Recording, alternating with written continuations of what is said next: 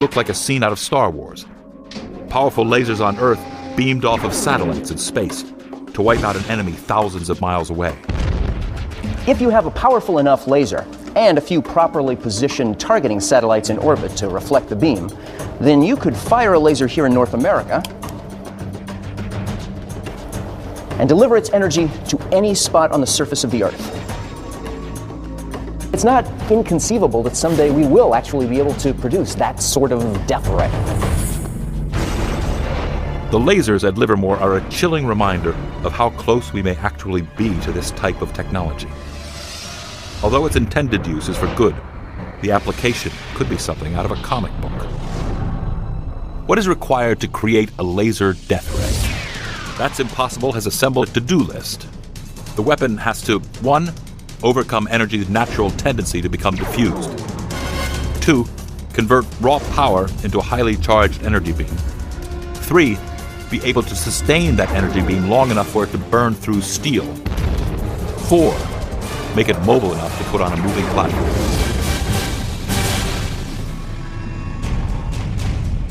Laser weapons and death rays sprung from the imagination of science fiction writers. It began with the 1898 release of the classic H.G. Wells novel, The War of the Worlds, in which Martian aliens attacked Earth with death beams, threatening to wipe out mankind. Quote, "It was sweeping round swiftly and steadily, this flaming death, this invisible, inevitable sword of heat." That kind of super laser technology would be sort of a finger of God technology. You could basically reach down and crush anything on the Earth using this kind of laser technology. The seeds had been planted for the invention of energy weapons. Even Albert Einstein jumped on board. His paper, On the Quantum Theory of Radiation, laid out the theory for turning science fiction into reality. The origin of the laser goes back to a paper written in 1917 by Albert Einstein, in which he identified the fact that under the right circumstances, certain quantum mechanical effects should make it possible to hugely increase or amplify the intensity of a beam of light. But Einstein's theory outpaced technology. Laser weapons remained out of man's reach until a certain popular TV show exploded on the scene in the 1960s, with its talk of phasers, energy shields, and of course, photon torpedoes. The original Star Trek. The 1960s brought with it a push towards space. More significantly, for a lot of scientists, it brought the Star Trek TV series. Interestingly enough, that series had a tremendous impact.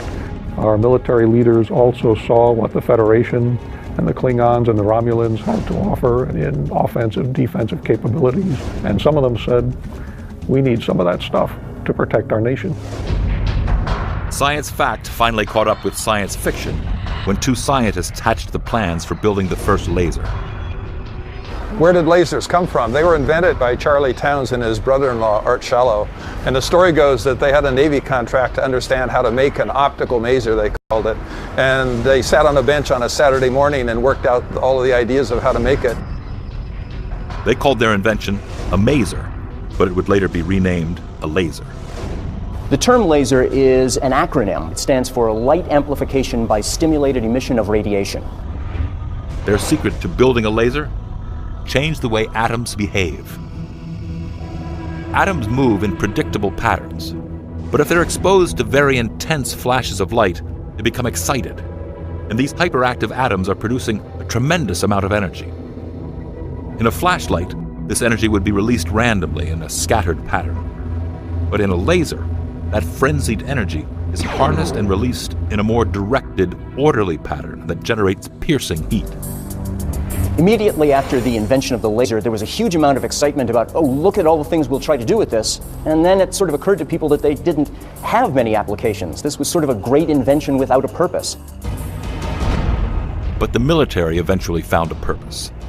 By 1962, the Department of Defense began weaponizing lasers as part of an arsenal that would come to be known as directed energy weapons. Like the electric discharge laser tested by the Army in 1983. The active denial system declassified in 2001, and Zeus, an anti-landmine laser deployed to Afghanistan in 2003. The military values the idea of directed energy weapons for a lot of different reasons. One is that they can be extremely accurate. They also potentially give you ways of being able to attack your enemy from a great safe distance without having to, say, put any of your own troops at risk. Silent, fast as the speed of light, and deadly accurate. The perfect weapon system. But could it be built? The Army's White Sands Missile Range, New Mexico, the year 2000. After years of development, the Army is preparing to test a revolutionary weapon, the Tactical High-Energy Laser, also known as THEL. The THEL has undergone firing tests to measure its range and accuracy. But this will be the first attempt ever to shoot a live rocket out of the sky. The Pentagon wants this weapon deployed by 2015. This is a critical test to determine if they're on track to meet that goal. The first of its kind, it has the power to shoot down most anything that flies, from cruise missiles to unmanned aerial vehicles, even planes. It has a range of approximately 6 miles. But could it work in an actual field test?